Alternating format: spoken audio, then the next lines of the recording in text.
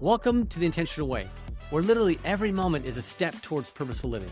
I'm Bryan Hatch, here to explore the power of intention with you. Learn from our guests who embody intentionality. I'm glad you're here with me. Let's get started. Welcome, everybody, to another episode of The Intentional Way. I'm your host, Bryan Hatch. I'm excited to be here. I'm excited every time we start an episode.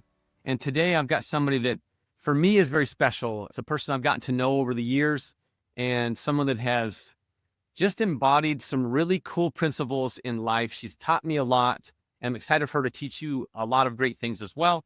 Her name is Jess Andrews. She is a COO of Eternal Ventures, Adventure Reach, 10X stages, and manages large teams, takes care of a lot of things. And I'm sure that I'm butchering this to some extent, but I know her well enough that she will correct me where I've been wrong. It's a pleasure for me to have her, and I'm excited for you guys to get to know Jess Andrews. Welcome to the show. Thanks, Bryan. I'm excited to be here. Jess, I have so many questions that I want to ask that I'm excited about today. But one of the ones I really like to start off our episodes, I just think it's a lot of fun, is tell us something about you that maybe someone that's looking up your LinkedIn profile or looking the About Us page on your website or trying to find out who Jess Andrews is couldn't find. Yeah, so I would say 2 of our kids are adopted through foster care. Yeah, that's not something that everybody would know just looking me up on LinkedIn. It's usually people who I've had deeper conversations with about family and that kind of stuff. So yeah, I wouldn't say most people know that. Yeah.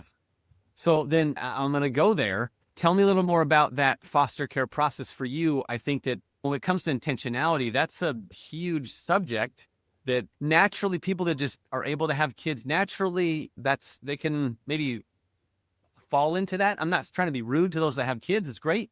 But through the foster care system and to adopt kids that way, tell me a little more about how that process was for you.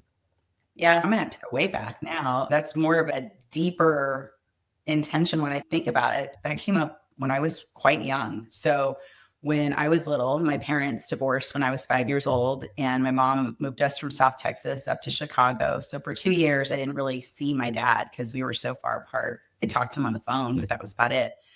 And when I was 7, he was killed. He was shot and died. And obviously that was hugely traumatic for me.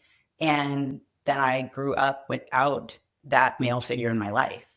I had 2 brothers who really stepped up and did what they could to fill that seat, but it's still not the same. And when I was about 10 years old, my sister ended up getting pregnant. She's 6 years older than me. So she was only 16. And she got pregnant and had a baby. And so now here's this baby in the house that, of course, as a 10-year-old, I think this is kind of fascinating, right? I'm all excited about helping with the baby and participating in that way. But by the time I spent a good part of my childhood being a second mom, is how it felt for me. She'd probably be like, you didn't do anything. But for me, that's what it felt like. I thought, maybe I don't want to have my own kids. There are so many kids out there who don't have parents or whose parents are absent. And that was speaking from the side of me that had lost my father. And then I thought there's also these kids that maybe were born to teen moms who have been given up for adoption or something, and they need a home. They need somebody to love them. And so from a very early age, I remember thinking, I don't know that I want to have biological children. I think I want to be there for kids that don't have someone else to love them. And it was just really always prevalent for me. And at that age, I was a teenager and then early 20s. I didn't have this idea of intentionality to guide me. It's just something that I felt deep inside of my soul. And so flash forward to meeting my husband and us starting in the dating phases and all of that. We talked about family and kids. And I was really clear with him that if biological kids happen or they come about, that I'm okay with that. But I'm very clear that I want to figure out a way to bring children into my life that need someone to love them who maybe don't have that in their lives at the moment. Yeah. And he was on board with it. He hadn't been exposed to that before. It hadn't really been something that was on his radar in any way, but he was open to it as we talked about it. Yeah. That's so awesome. That one thing kind of led to another. When the time was right to start our family, we ended up going the biological route originally. But interestingly enough, we struggled to get pregnant. We had been dating for 5 years. took him a while to pop that question. I like to remind him of that. So if he's listening, it took him a while. But we had been dating 5 years before we got married. And then I wanted to work. I was really clear that I didn't want to start having kids when we weren't in a financially stable position. So I wanted to make sure that we were tucking money away and we were building a house that worked for us as a family. And so we did that. And then when we were ready to start, we were like, now we can actually start having a family. So it took us a little bit to get there, but we did. And at the same time, there was a woman in our community who was a social worker, one of the caseworkers for DHS. And she had approached us about potentially fostering. And I was like, oh my gosh, this is amazing. And I would love to do that. When she first approached us, it was 2 years prior to us thinking about starting our family. But then when we started our family, I thought, well, this is going to change everything. Because at the time I traveled for work. So I was gone 5 days a week, maybe home on the weekend. But I knew once we had a baby or children, I wouldn't be able to be gone from home that much. And so I thought, okay, now is the time. We'll start doing our certification and getting our licensing as a foster parent. And we did. As our son was born, I remember I was still nursing and we're in the class and I'm having to go to the bathroom and pump so that I could still be in the class for certification. And we made it work. And he was 6 months old. No, he was 9 months old when we got our first placement of a 6-month-old. So it's almost like we had twins in the house. And that was our first foster child. And we've had, I believe, 13 since then. And 2 we've adopted. And wouldn't have it any other way. It's incredible. I'm close to that world. I don't know foster care like you do by any stretch, but I've always said that those people that have a place in their heart to foster have the strongest hearts.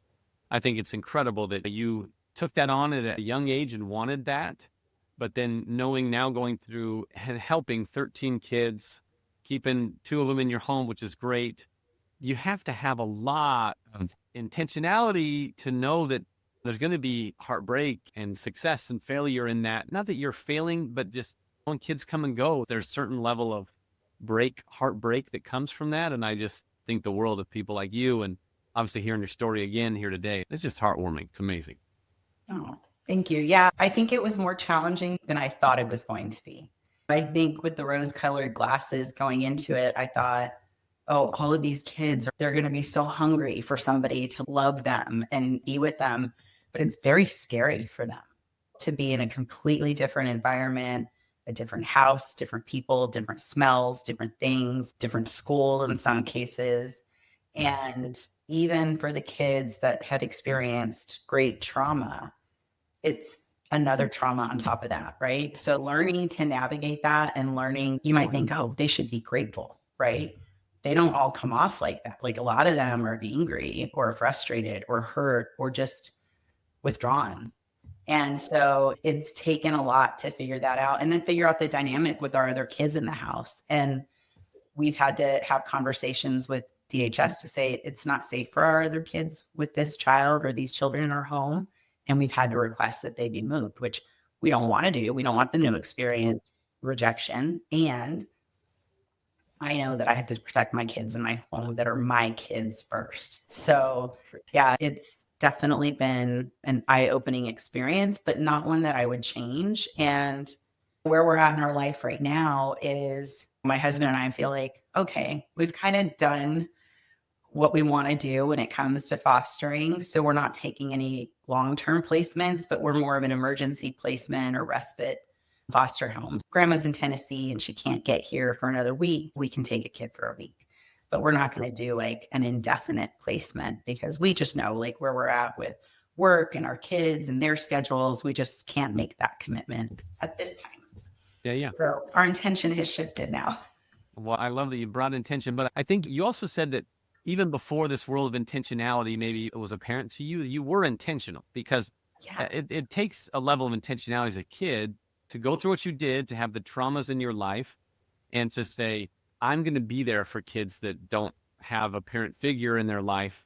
I'm committed to that.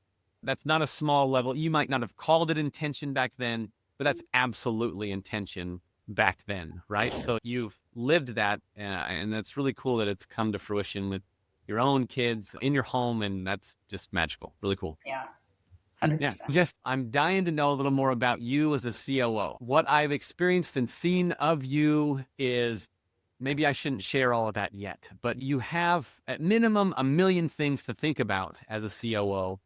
So tell us a little more about how intention plays into you in your role, which I feel like you embody extremely well from what I've experienced in you and seen you operate within a company, within companies, I should say.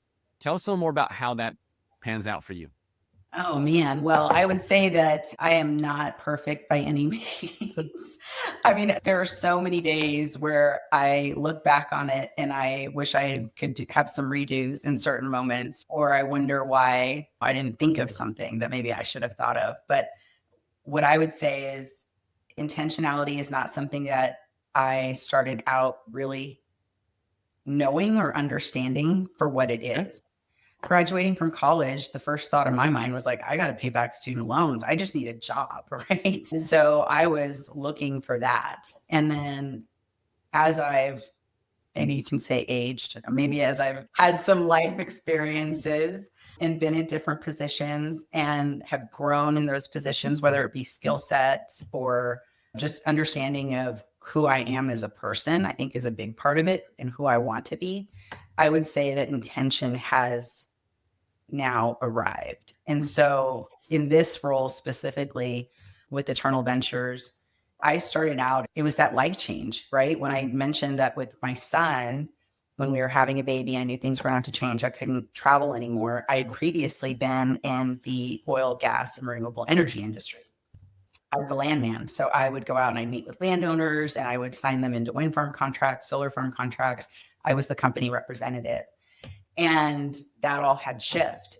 And when it did, I found myself in a new industry. I found myself more in the thought leader, digital marketing industry. And specifically with Eternal Ventures and Advanced Reach and 10X stages, right? Working with stages and entrepreneurs and people looking to grow their business with stages and communication. And it was a different industry for me. So in that moment, I was just like, I need to learn as much as I can. And all of this is completely foreign to me. It's not something I've ever experienced before. At the time, I remember thinking, well, who's Tony Robbins? I didn't know who that was, even though he was a big name. That was a big growing pain for me. But I had to remember, I want to succeed in this. I want to do well. And there's one thing about me that I would say is one of my characteristics. It could be a toxic trait, but I'm very loyal, sometimes through a fault, right? And Okay. so I've had to learn over time, like, what does loyalty look like? Well, for me, loyalty looked like doing what I could to really help the business. And that meant like learning as much as I could, exposing myself to as much as I could. And so I had that intentionality to grow and have that growth mindset and just dive right in and take on challenges of things that were new and scary.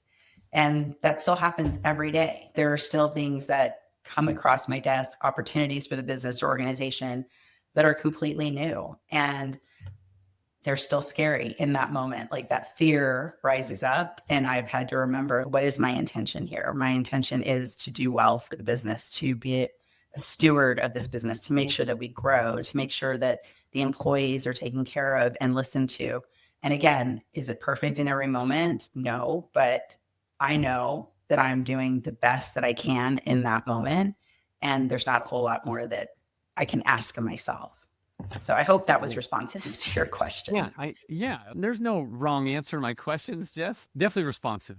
Where did that drive to succeed come from for you? You talked about after getting out of college, you needed to pay off debt. Great. But you wanted to succeed and wanted to help the company when you got into the role you were in. So where did that desire come from? I think it all goes back to my childhood. So after my dad died and my mom was a single parent with 4 kids and she was trying to put food on the table, she was working 3 jobs and she wasn't home a lot. I was a latchkey kid and my sister gets pregnant, like all these things. And I just knew from an early age, I don't always want to live like this. I don't always want to have hand-me-downs for my clothes. I don't always want to not be able to do the things that I see my friends doing, going on vacations or whatever, because like that was just not something we did. It wasn't even a thought that crossed my mind as a possibility of what we could do as a family because we just didn't have the resources for it. So I always knew that I wanted some level of success, not like a financial success. I didn't want to worry about money. I didn't want to be living paycheck to paycheck. And so I think that was my driving force initially. That's why I was like, I have to get a job. I have to pay off the student loans. But now I can see how things have shifted in my life. Now that my kids are growing up, my son started junior high. And all of a sudden I went, oh no, like he's in sixth grade. He's only got 6 more years of school and then he's going to be out of the house. And so it's completely shifted. I wouldn't say completely shifted.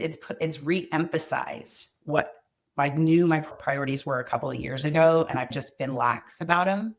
And it's re-emphasized, no, these are my priorities. I want to be able to spend quality time with my family. I want to be there for all of their football games or volleyball games or track meets or whatever it may be.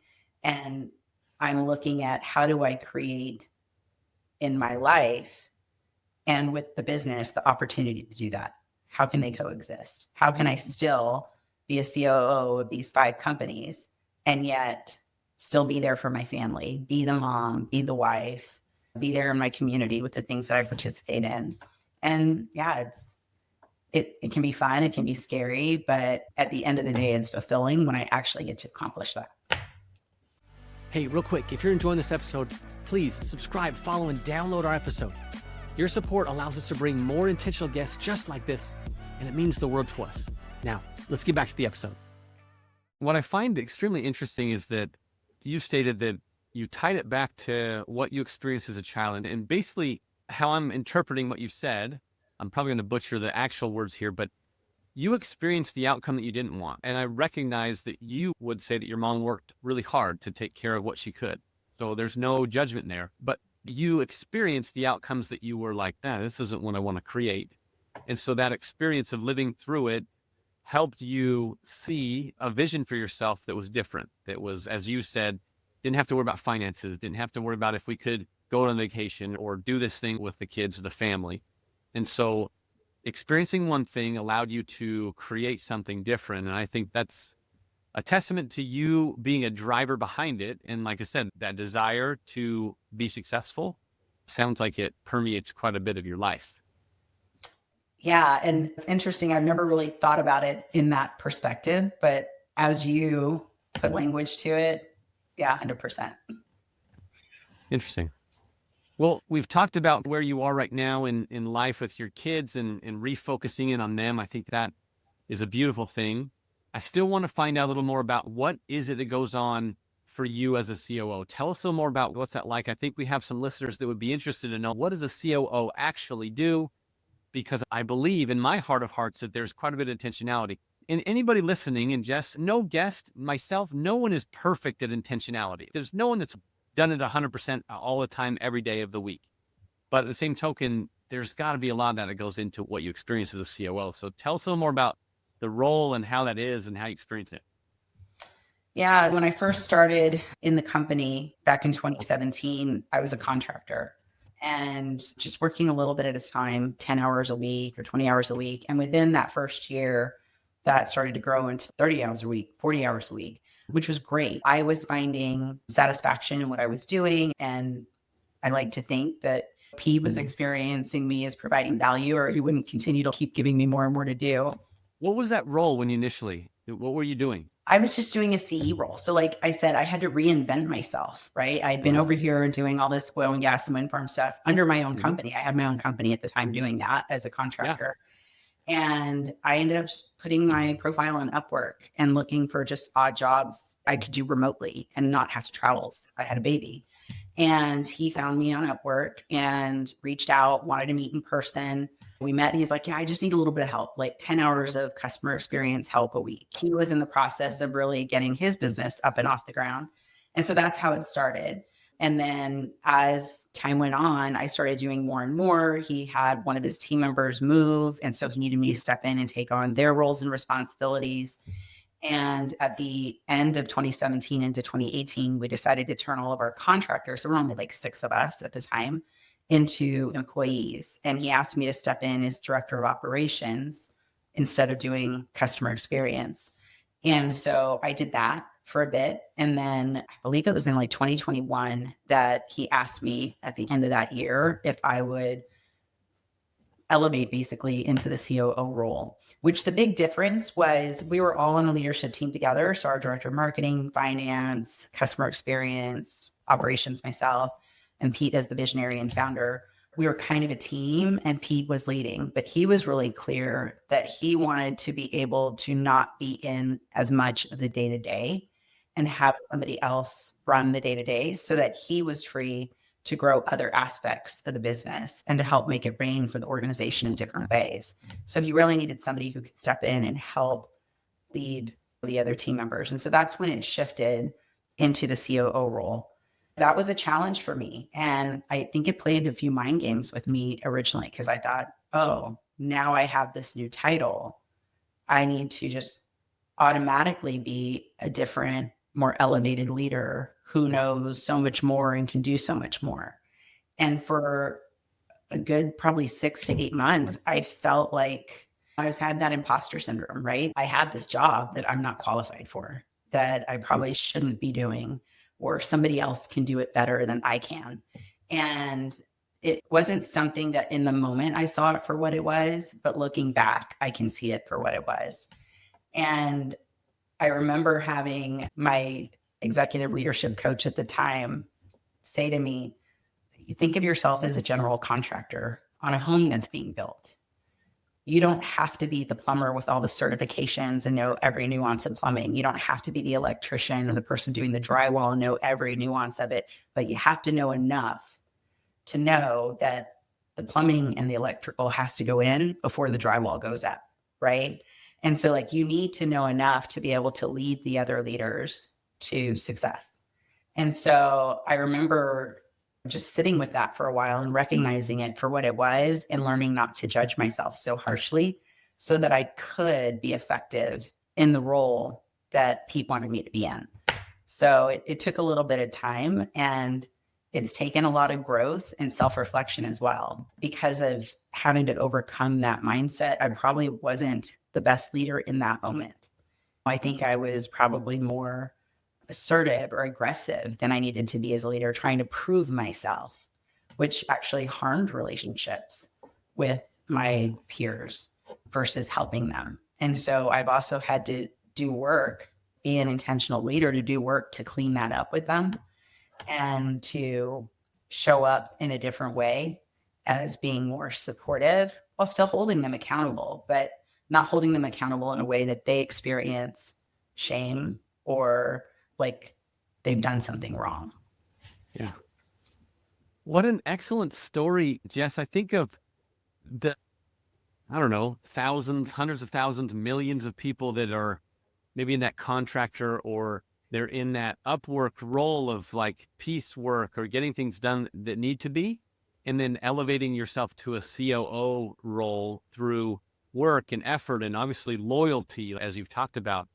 What a cool experience that others can see that there is a path. Some people might not think that, oh, well, I couldn't do this or couldn't do that. And I'm not saying that's what you didn't think, because it sounds like to me, every time you've talked about it, you have this drive to be as good as you can be and make a difference and be successful. But what a cool experience that others can at least glean from, that where you are today doesn't mean that's how you're going to end up. You could have been on Upwork for dozens of years doing piecework here and there, but it sounds like you made something different for yourself. Now, you brought up something really fascinating for me that I don't think we've ever talked about on this show, is the topic of judgment and how that relates to intentionality. What you said that you had self-judgment around, now I'm in this new role, I'm elevated, I need to know more than I knew, I need to do more than I did. And so there's that imposter syndrome. But how has judgment played a role in your career, in your life? Because I think there's some interesting things to discuss on that. Yeah, for sure. I didn't recognize how much judgment I placed on myself until probably the last 3 years. I'm 47 years old, right? So like, I've gone a big chunk of my life not recognizing all of the negative self-talk, whether it be about my body image or the kind of mother I'm being, or the kind of wife I'm being, or the kind of leader in the business that I'm being, or, oh, I should be further ahead. I just caught myself saying this to my husband a couple days ago. I wish I'd have known 10, 15 years ago what I know now about personal finance and investments and smart investments. I've learned so much from being in this industry that I'm in right now that I wish I'd have known then, because we could be so much further ahead, right? So in essence, I was like sitting there judging my former self about not knowing what I didn't know, right? And so Yeah. I have to remind myself that, number one, it's not healthy. But number two, it's really not going to help me get to the next phase that I want to get to if I'm in that judging self, right? Like, I need to move past it, recognize it for what it is, know what I want to do differently, and just move on. Yeah. I think when I think of the world of intention, I think judgment kind of creeps up on us, and it's meant to, well, I don't know if it's meant to, but it seems to have the effect of holding us back, holding us down, especially when it's from a self perspective, self judgment. We can wallow in that. We can stay inside of that self-loathing or self-hatred or just disgust with ourselves around whatever it is, whatever topic. It might not be permeating all of a person's life, but that judgment really has a dragging effect on what you can go create. And so that's why I thought it was really great that we brought that subject up, because we've never talked about on this show that judgment is, I don't know, maybe the killer of intentionality in some ways. Would you agree, or how would you state that differently? I would say that in my experience, it has been for me, and even recently. So, one of the other fun facts about me, you can see this on my LinkedIn, but I'm a volunteer EMT in my community. And so we had a call earlier this year where, but it was a crazy call, like really crazy call. Nothing went the way it was supposed to. And it was in the middle of a blizzard. It was like everything that could have been challenging. And in hindsight, I recognize there's something I could have, should have done differently as the first responder on that call that I didn't do. The patient was fine. It didn't have a negative outcome. But in that moment, I was just judging myself so harshly. When you were talking about dragging you down and it being the killer of intentionality, that was also at the same time that I was experiencing feedback at work from team members. We had just done an employee NPS survey, right? And so, as even though 80% of the comments are what some would consider positive, I'm sitting there focusing on the 20% that were negative, and that was creating drag, right? And I'm feeling judgment and judging myself, and like, why does this team feel this? Like I'm responsible for the culture in the organization, and yet this is the experience that some of them are having. So you pair that with, oh, I'm not doing my job here. I'm not creating what the team needs here, with, oh, I also screwed up in this other area. And it starts to compound. And I felt myself for a couple of weeks just almost feeling paralyzed by that feeling of judgment. Now, others probably wouldn't have said they experienced me that way, but internally, it was really hard to move forward. It was really hard to feel like I was making the right decision when it came to maybe things with the kids or conversations with my spouse that were deeper, or even decisions at work. Like I was second guessing myself, because then all of a sudden I was in this season of judgment. Like, gosh, if I screwed up there, how can I trust myself to not screw up over here? And so I was definitely being led by fear, and I had to pull myself up out of that judgment mud and say, you were doing the best you could do with what you had. And there's others that maybe couldn't have done as well as you did in that moment. So stop being so hard on yourself. You still bring so much to the table in so many areas. So let's just move forward, right? And so it takes work. It takes a lot of energy to do that. And there's still times like where I find myself waking up at 3 a.m, like that judgment like creeps up on me, and I just have to talk myself through it and talk to others. Like I talk to my husband about it when I'm feeling in those moments, and lean on him, let him support me in those moments. So yeah, I think it's natural, and it's the recognizing of when it's happening that can help someone overcome, but it can definitely be the killer of intention for me. In my experience, looking back, I can see that. Yeah, why is it natural? Like it almost bothers me. I believe it's true as well, but like why is it that we can have 80% of the comments are like, Jess, you're amazing, you're awesome, you do this, it's crazy. Oh, I love this. And then there's a few, and this and poke that, and that's not perfect. And this, but we focus on that to where like almost like we put it on like sunglasses and now I'm using yellow sunglasses. That's all I can see is the yellow, even though the green, the goodness that you create, the 80% of the time is what you actually are, experienced as. Why is that natural? Why is that so common for everybody? I wish I knew the answer to that. I think I would be a very wealthy person if I knew the answer to that. I can only speak from my personal experience. And it's some of it could be I had siblings. Siblings taunt each other. I hear my Okay. kids doing that to each other, like, you're this, you're that, you're calling each other names, putting each other down. And at a certain point in time, you hear that enough, you start to believe it. So I'm not saying it's like kids that are doing it. All of these experiences that we take in over time from the moment we're born, even before that, when we're in the womb, I think we somehow internalize them and they stick with us whether we realize it or not. And so when something happens that's similar or it draws on that previous experience or memory, like it can bring that up. And yeah, it takes work to recreate what that memory originally was for us. And I'm not going to put this on you, but I'm still going to ask the question. Have you ever experienced when things are going really well, like things are going, wow, these things are really good in all these areas, and you're almost wincing or waiting for something to not go right so you can prove to yourself why the judgment is right? Have you ever experienced that, or is that just me? I don't know if it's so much for me proving that the judgment was right, but I would say that I have had the experience of everything's going a little too good, right? There's got to be something that comes up, like another shoe has got to drop here. And usually it does.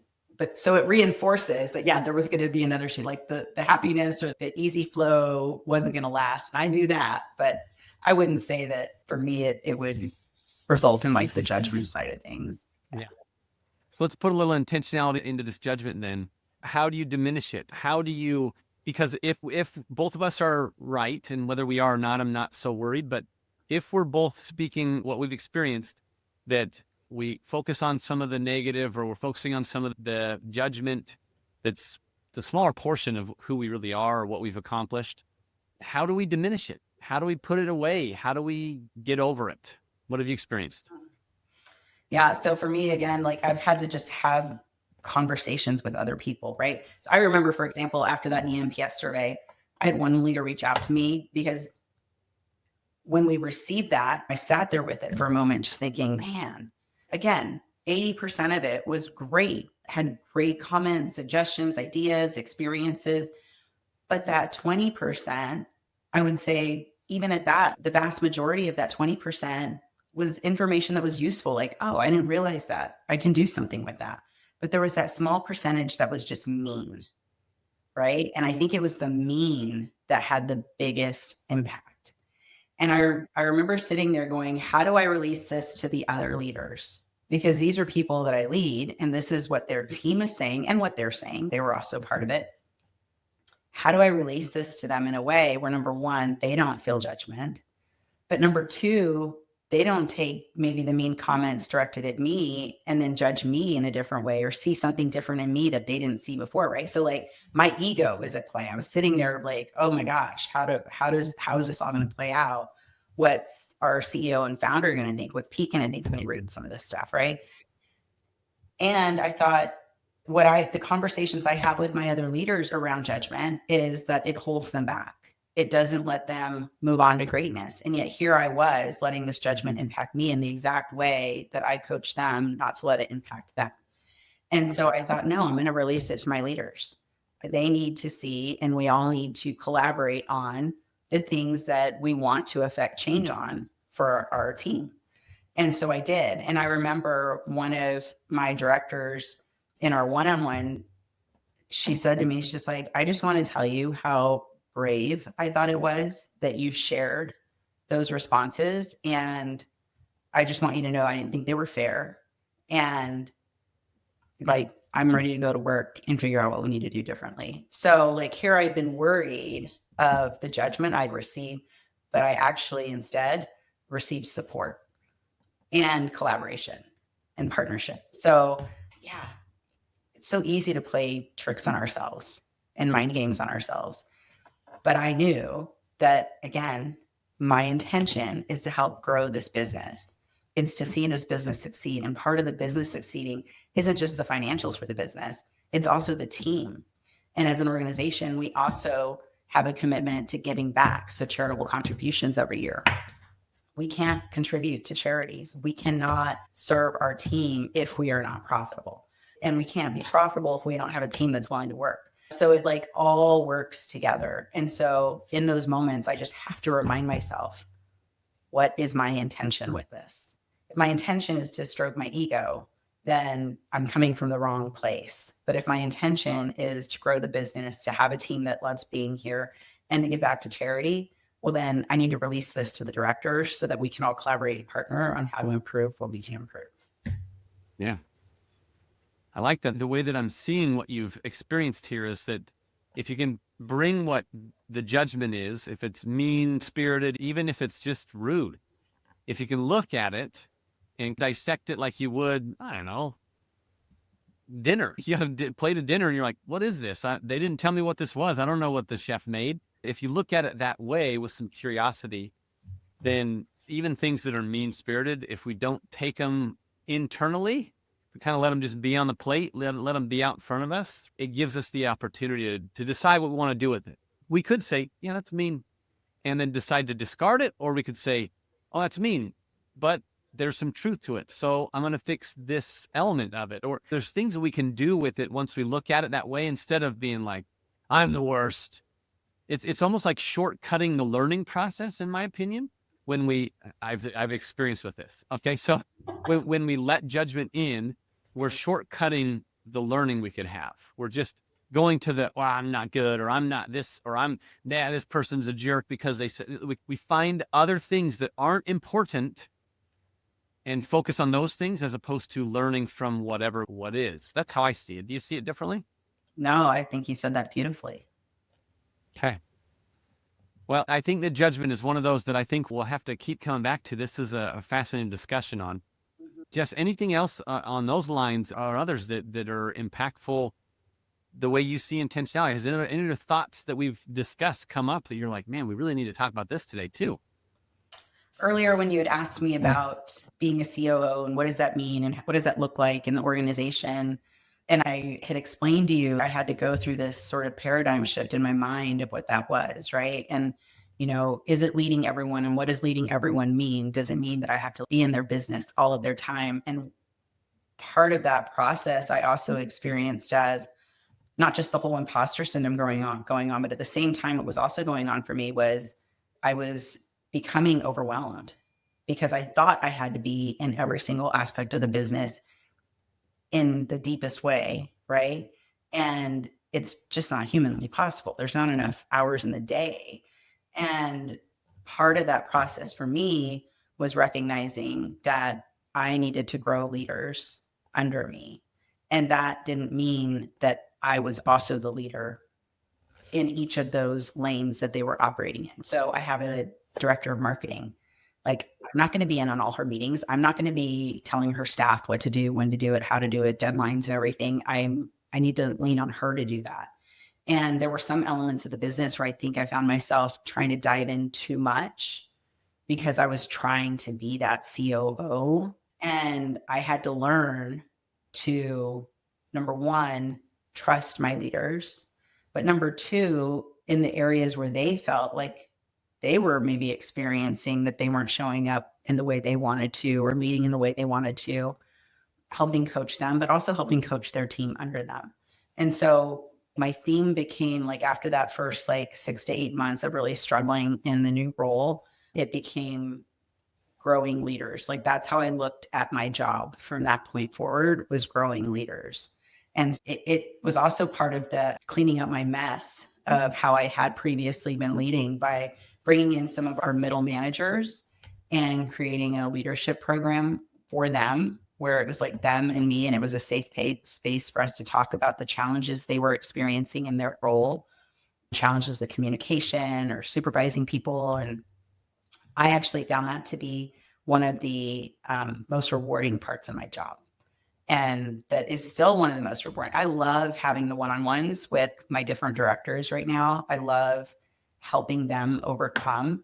And as time has gone on, it's actually created a freedom for me within the business to lead without micromanaging, for lack of a better word. And that's been another element of elevating into this role that's been really useful and beneficial for me, and that I continue to have that intentionality too. And I've seen some of our team members elevate from a customer experience person to a manager to now director of customer experience. And it's really fun to watch them grow in those roles and feel like I've had a little piece of that growth for them. So that's been exciting as well. So as you've been able to grow leaders, that's been one of the hallmarks of your role, is to really take care of people and to grow them into leaders. You mentioned the word trust as an intention. If you have an intention to create trust within your directors, your leadership, whoever you're trying to grow, obviously specifically for you, it's those directors in middle level management. How do you do that? How do you build trust in leadership teams? So I've had a lot of learning lessons here. Good. That's why we want to hear them. Yeah, yeah. The first thing that comes to my mind is just being my word, right?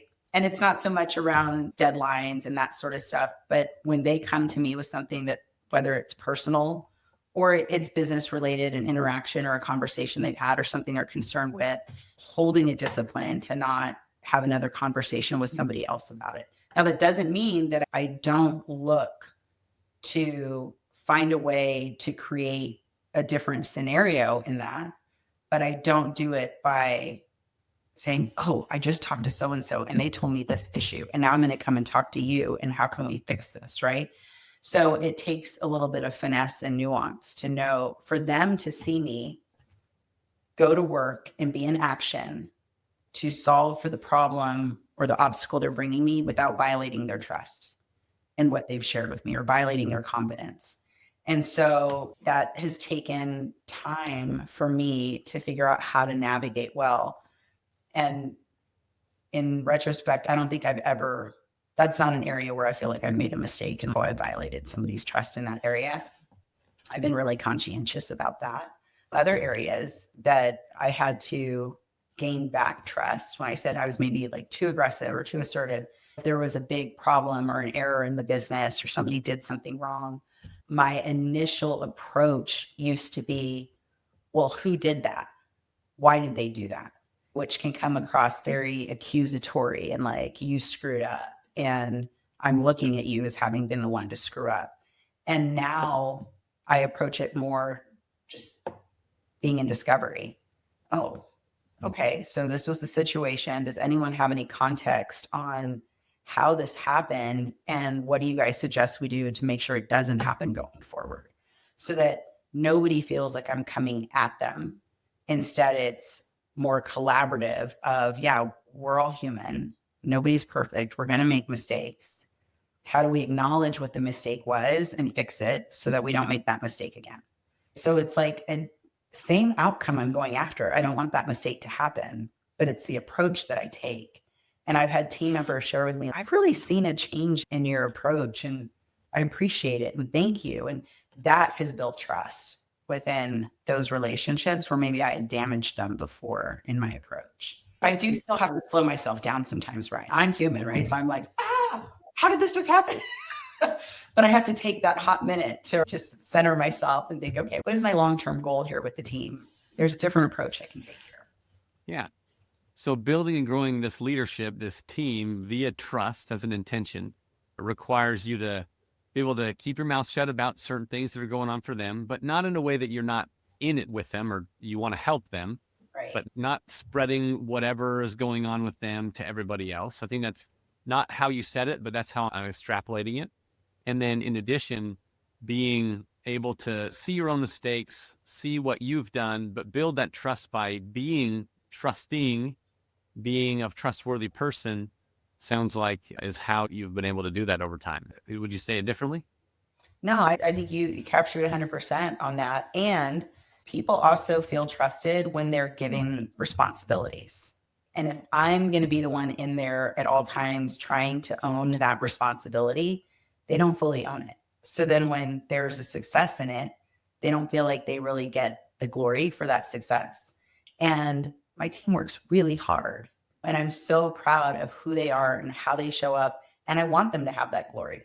I want them to be the one that's acknowledged for that success. And that is gratifying to me in a different way as their leader. And I look back to my earlier days of leading within this organization, for example, and I can see how I would hold tightly to that vine of not wanting to let it go and let others run with it. But I wasn't letting them grow as leaders in that moment. And then I couldn't grow as a leader either. Like we were stagnant, we were stuck. And that's one of the things that I've learned with the intention of growing leaders is I have to let them lead, even if it's not the same way I would do it, even if there's different hiccups along the way than there would have been had I been the one running it or leading it. It's really looking back, I'm like, why didn't I do this sooner? Why didn't I have this intentionality of letting them run with it sooner? With your kids, we can do so much for them at a certain point with little ones. I've got a 5-year-old right now, and I have to remind myself he's 5. Like he can do this. He can do hard things. And yes, he might trip and fall or get hurt or whatever, but that's how he's going to learn. And he can do hard things. And so it's the same with the team. Not that they're 5-year-olds, okay? But like they can do great things. And I need to trust that process. What also stands out from what you said is that when an error is made or when a team member, they took the ball and ran with it and they did what they could, and maybe there was a mistake made, changing it from being accusatory of the person is useful. But also when we do something wrong, whether people are willing to admit it, that's a different subject. You messed up. You know that you're the first one to know, oh, that didn't work. This didn't work out, or I hit the button, or I didn't send the email on time, or whatever it was, right? There are challenges that come up, and to have someone come at you like, what did you do? It's like different than saying, okay, provide me some context, what happened, what was going on, so we can prevent this from happening in the future, is such a different experience as the person that messed up. It makes it like, oh, we can get through this, as opposed to, I might as well just tell Jess I quit because I messed up once and I'm done. It definitely changes things. I don't think that leaders always consider that when you look at the situation and work on the situation as opposed to attacking the person, how much of a difference that makes for the person's longevity in the business. But anyway. Well, we just talked about judgment, right? And so in that moment, that person's judging themselves, most likely. They're probably coming down on themselves harder than I ever could. So then to layer on someone else in the business who they view as their boss or their superior, also layering on judgment, that's a double whammy. And it's been a hard lesson for me to have learned over time. But now I would say that, do I slip up on occasion? Sure. But I clean that mess up as soon as I do. I have a conversation with them. I apologize. I let them know what I see value in for them and move on. But it doesn't happen very often because I'm very aware and conscious of that and it not being the experience that I want to create for them. You've mentioned a few times clean the mess up. And I think that it's useful for those that are listening to understand, why is that intentional for you? Why do you go clean up a mess? And what does that even mean, clean up a mess? Yeah. So again, that was something that my executive leadership coach, Brandon Craig, shared with me with cleaning up messes. We make mistakes, right? And acknowledging that mistake, being accountable to that mistake, that helps build trust with that person. I do this with my kids. There are times where I lose my patience and I fly off the handle. I did this with my daughter at dinner just last week, where she was making fun of my son for a haircut that he got and something got messed up in his haircut. And he was really embarrassed about it, like in tears embarrassed. And she called him a name, like a cartoon character, right? And I was like, that's not nice. We don't do that. You don't treat your brother like that. Well, later on in dinner, there was some music that played on some device somewhere in the house, and it was from that cartoon, but I didn't hear the music play. And she said the character from that cartoon again. And I thought she was once again making fun of her brother. And I mean, I just jumped on her, right? I was really mad that she was doing this and reopening that wound for him. And she just burst into tears and got so upset. And she was like, but that's not what I was doing. I heard this. And my husband was there. And he was like, the music was playing, Jess. That's not what she was doing. And in that moment, I realized I screwed up. And I'm sitting there like, oh, I'm a bad parent. Like judgment comes in, right? So I had to talk myself out of that. And then I had to go clean up the mess with her. And I did it in front of everybody because I had jumped her in front of everybody. And so I was like, honey, I'm sorry. I didn't hear the music. I thought you were being mean to your brother. We aren't mean to each other in that way in this house. We don't call names. And I'm so sorry that I did that. I wouldn't want you to have that experience. So I cleaned up that mess with her so that she could recognize that, you know what, just like we get in trouble, our parents get in trouble too. And this is how they go and they are responsible for their actions. I want her to see that. And it's important for our team members to see that look, I'm over here making mistakes too, just like you are. And I'm going to be accountable to my mistake the way I would want for you as a team member to be accountable for your mistake. So it just goes to show that just because we're older or adults, we don't stop making messes. I mean, we're human. No one's perfect. I haven't met anybody that's perfect. And it doesn't mean there aren't great people. But at the same token, when we make a mess, if we clean it up, that builds trust. That definitely builds an accountability to ourselves, to those around us, that if I make a mistake, I'm going to act like I would expect you to act when you make a mistake. And I think if we have that thought process, and I just said one of the curse words of expectation, but if we model the behavior that we want others to have around us, then it would be really useful for us to clean up those messes, like you said. So it's good words of advice there, Jess. Thank you. Well, Jess, as we kind of wrap up our conversation here, I'm interested to know, as we've been talking, whether before or after our conversation here today, is there anything else on your mind that we definitely need to bring up or definitely is on your mind around intentionality that would serve those that are listening to us? I would say for me, the biggest thing around intentionality, since I've been aware of this concept of intentionality, is it's been easy for me to lose sight of it if I'm not constantly reminding myself of what my intentions are. So at one point, a couple of years ago, I really focused on what I had intention around in my life, whether it be my health, my marriage, my kids, my community. And then life happens and things get busy. And I was like, oh, I did that exercise over here that I was supposed to do. But then I lose sight of it. And scheduling time for myself to remind myself of it. Or the other thing I do, my little trick, is I have little Post-it notes up on my monitor because I'm working most of the time or I'm in front of my computer and I have my intentions there so that I can have a constant reminder of what they are. And they shift over time. And that was something else that has thrown me for a loop when I set this intention and I'm like, oh, but I'm not going there, but I don't really want it anymore. But that's what my intention was. I've had to give myself grace to change my intention, but then also keep them at the forefront because we can go through all of this. We can set intentions, but if we don't actually stay consistent towards what those intentions are and let those intentions guide our decisions, then it's a futile exercise. Yeah. The older I get, the more I see that I'm just carving the same path, meaning not in everything, but like I wake up, I do this thing and then I do this thing and I do that thing and then I do this, then I go to work and then I do, it's just like do that on repeat. And so in our lives, we get in those ruts, so to speak. Not that ruts are necessarily terrible, but it's just a process we're going through. And like you said, if we're not causing ourselves to be present to our attention, like to recognize that we have an intention, to make an intention where the one doesn't exist, it's not as common. So I think that's one of the first steps I love. If anybody ever asks, how do I start being intentional? Just have an intention all the time. Everywhere you go, tell yourself what the intention is, and then think about that multiple times during the course of that event, whether it's at school or at work or whatever it is. I'm going to have this thing go on.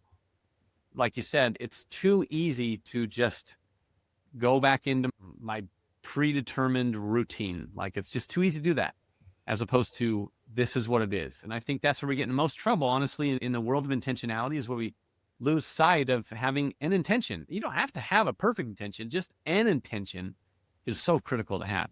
So that's really useful. What else on that subject have we missed out? That's really good. No, I mean, those were the things that came up for me. So I think I can literally pinpoint every time in the last 24 hours where I had a problem or a challenge, like 90% of the time it's because I lost the intention. Briefly, you can set back up. You can clean up messes internally. If you don't let things come out of your mouth too fast, which sometimes happens, you can correct within yourself before anybody else knows that you weren't intentional. But it's a process. It's a definite process. Absolutely. Back when I was looking at leading differently, and I knew that my team had this experience of me being really aggressive or maybe judging them, I used to have a Post-it note. Again, like that's how I remind myself all the time. I'll have a Post-it note on my monitor so that when I was in conversations with them, I had intention, or like big block letters at the top of that. And then below that, it was experience, meaning what's the experience that I want to create for them in this conversation I'm about to have, or this Slack message, or this email that I'm about to send. And then below that, it was language. What is the language I'm going to use? I was always starting with the intention, and then how was I going to get there? And ultimately, it started with the language that I was using to create an experience for them. And did that feed my intention?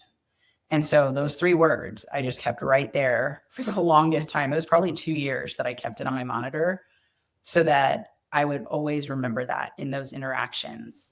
And it took time, and maybe not all team members have had that experience because I don't interact with all of them on a day-to-day. But for the majority of them that I wanted to have a different experience of me as a leader, holding true to that intention and reminding myself of that every single day, I think was instrumental for me to be able to achieve the relationships I have right now within the business. Yeah. So listeners, take a page out of Jess's book and either put some sticky notes up, set reminders on your phone, do something that wakes you up to the matter of being intentional or whatever intention you had, because it's just too easy. It's too easy to go back into the regular way, the routine level of living. And I think that learn from Jess that if you have the intention to be successful, to grow people and companies and be successful yourself, Jess, man, I'm just so excited and honored that I get to be an observer in your life of what you've accomplished and what you do. I think it's really cool. And those that maybe think that they couldn't live up to a COO role, like now they've got it in their sights. So thank you so much for your insight today. Thank you, Bryan. Thanks for having me. This was a lot of fun. Well, thank you everybody for being here, and we'll see you next time. Thank you for joining us on The Intentional Way. I'm Bryan Hatch, and it's been a true privilege to share this time with you. If today's episode has inspired you in any way, shape, or form, please subscribe, follow, and download our episodes. Your support not only helps us grow, it also enables us to bring more insightful conversations and exceptional guests right to you. Living intentionally begins with a single step, yours. So let's make the most of it. Until next time, seek intention by being completely present.